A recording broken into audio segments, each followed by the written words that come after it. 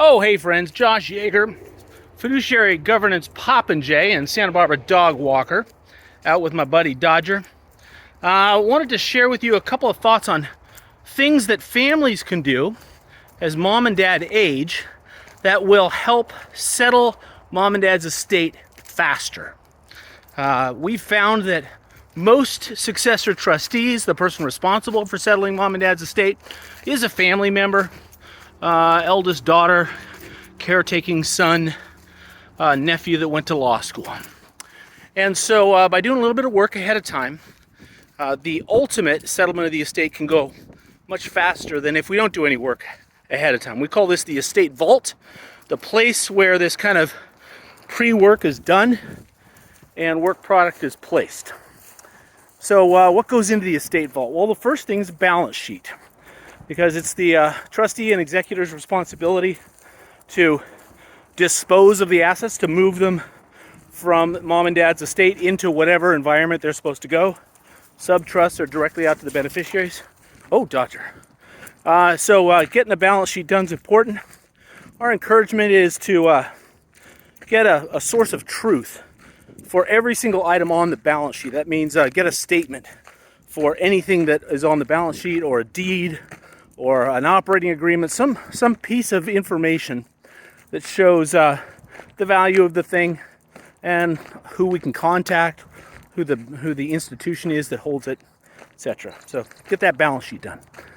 Next item we want in the estate vault is the summary of the key terms of the trust.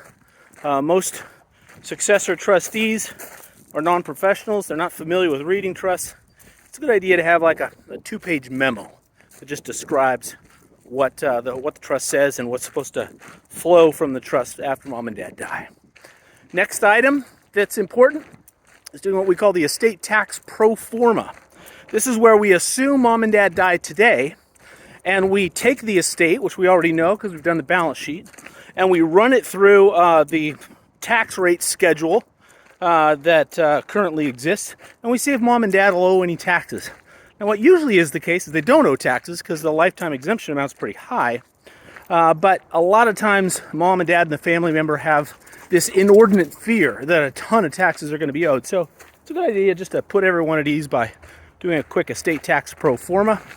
Our practice is to do it for 2024, which is the year I'm recording this, and then also do it for the 2026 year, which is the year that maybe the lifetime exemption goes down, and if it does, we just want a quick check and see would anything happen differently if mom and dad died in 2026. Next item we want to check on is the beneficiary instructions for any items that are non-probate assets.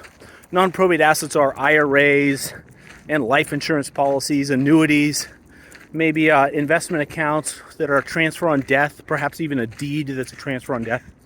So we want to check and see that those beneficiary instructions are consistent with the estate plan. And sometimes those beneficiary instructions have gone on for decades without anybody reviewing them and getting a copy. Sometimes the spouse from a prior marriage is still noted on there as a beneficiary. Sometimes there's funky outcomes if we don't get a copy of those and throw those in the estate vault. Next item that we think is a good idea is pull the deeds on the real property that's owned. My experience is maybe 1 out of 10 deeds isn't titled in the way that the family thinks it should be titled. It's not in the trust. Remember, if you don't put the assets in the trust, then the instructions of the trust don't govern those assets. And sometimes a probate is needed, a different settlement process, because somebody forgot to change the deeds and transfer the house into the trust. So pull deeds and confirm that the title's correct. Next item that's a good idea for the vault. Oh, there's Dodger. Hey, buddy. Dodger. What a good boy. Next item that we want to get into the vault is, hey, Dodger, we'll go this way, is the personal property instructions. This is the instruction that mom and dad give to the executor or the successor trustee that says what they want to do with a couple of their personal property items. Most trust documents say, look, it's the trustee's job to figure it out. they can divvy up mom and dad's collectibles, the cars, the coins, the jewelry, in any way the trustee wants. Sometimes mom and dad have some preferences. They want Junior to get dad's fishing poles, or they want the granddaughters to split up mom's jewelry. So if you don't write it down, then the trustee doesn't have any guidance on what they're supposed to do. So doing a personal property instructions, writing down the particular items that are of importance that grandma and grandpa want to, who they want them to go to.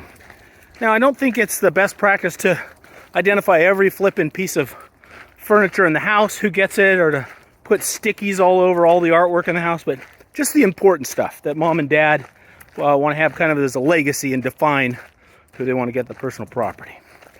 Next item is what I call the treasure map. Sometimes old fellas stash cash around the house. Sometimes old ladies have sizable collections of gold coins or stamps. The treasure map is the place where you write down kind of the secret stuff that would be helpful for the trustee to know. It doesn't have to be high value stuff, but the things that if we don't find it, it can be a hassle. Examples are, we know that grandpa's got a safety deposit box. We even have the key to the safety deposit box, but we don't know which bank in this town that safety deposit box goes to. So a good idea to write down who's got the safety deposit box. If grandma's got a safe inside the house, what's the code to the safe? Other things that can go in here are electronic passwords and logins. You can get that by just downloading it from almost all browsers. Have an option to export saved passwords to an Excel file. Download that, throw it in the vault. These are the types of things that we want to get in there. Saves time and hassle if we're a little bit proactive with that treasure map. Other items, contact list.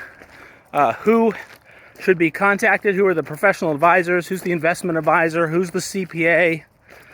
Who's the life insurance guy? Who's the property manager if there's any real property that's being managed? Who are partners in real estate deals or businesses? Just a checklist of who we're going to have to deal with. What's their phone number? What's their email? Next time will be a work plan. A work plan is the step-by-step actions of what needs to be done to settle the estate. And in my experience, there's maybe 75 to 100 dumb little to-do list items to settle a reasonably sized estate, a $5 million estate. Getting tax ID numbers for the administrative trust, giving notices to beneficiaries, doing annual accounts, selling things, adjusting basis, getting it all on a nice checklist for the successor trustee, because they're busy.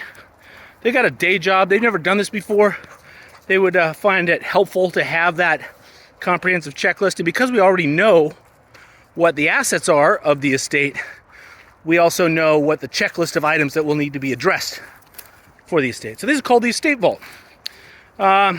Service is particularly important, I argue, when mom and dad are 80 years old, 75, somewhere in that range. Early baby boomers, let's call them. Let's get all this stuff written down, because it might be in the next 5 years that somebody's got to settle that or administer the estate.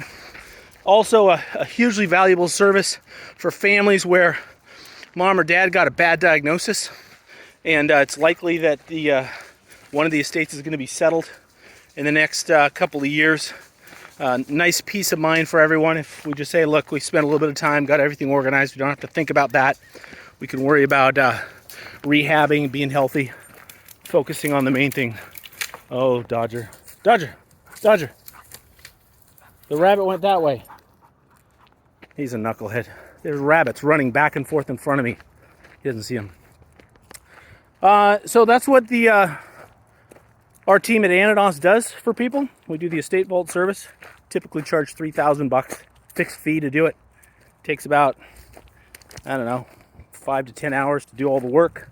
Set up the vault, interview the family, collect all the data. For big estates north of $10 million, we may charge a little bit more because those are a little bit more complex. But everything will be teed up and ready to go. It takes us about 2 weeks. Give us a call if you think we can help. Our website, www.EstateVault.com. www.trustee-help.com. See you, folks.